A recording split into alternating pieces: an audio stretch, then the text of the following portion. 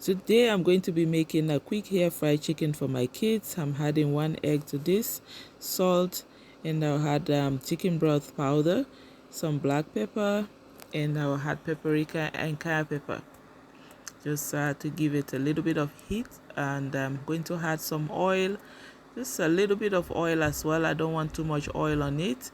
This is an all-purpose seasoning. It has garlic powder, Maggi. It has some onion as well. Onion powder is blended. I usually just mix it like that. And my camera did not pick up, but I marinate it. I just blend everything together. I'll be adding some crispy chicken flour onto this, just to give it a little bit of texture, because I'm not frying it. Usually when I'm frying, I'll add a little bit more of this flour onto it, but I'm not going to fry it. This is going in the hair fryer because I don't have time. I'm too tired today. So I'm going to blend this flour inside this chicken very well. I'm going to make sure that I coat it right inside, because I want it, again, it will be crispy but not as crispy as when you fry it. So I'm just going to marinate it like that. I take my time, mix this thing with love, so when it come out dish on the plate, my kids will enjoy it. Okay, so I keep mixing and just keep blending the spices inside there really good.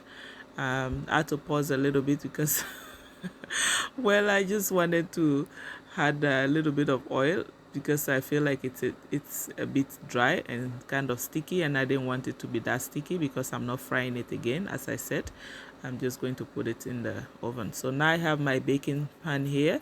I just wrap this pan with the foil, because I don't have time to wash it.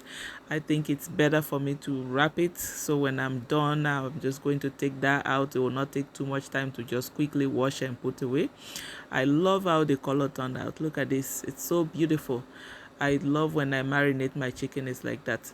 So as you can see in the oven here, I have my little oven operator. She likes to operate the oven, so she's going to turn the oven on and set it. We're just going to put this chicken inside there and give it about 10 to 15 minutes. Then we'll come and just mix and just stir it a little bit, just to make sure it cook on both sides. So as you can see, everything seems to be going really good. You can see the color of it. Oh my goodness, this is so tempting. I just feel like eating it. Yeah, we keep peeping through the oven and keep peeping and peeping through the oven, because people cannot wait to have this chicken on the plate.